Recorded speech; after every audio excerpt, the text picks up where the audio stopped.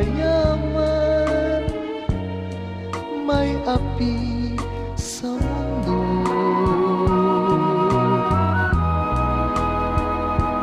Kapalaran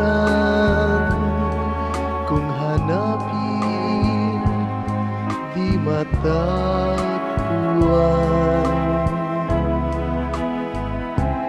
At kung minsa'y lumalapit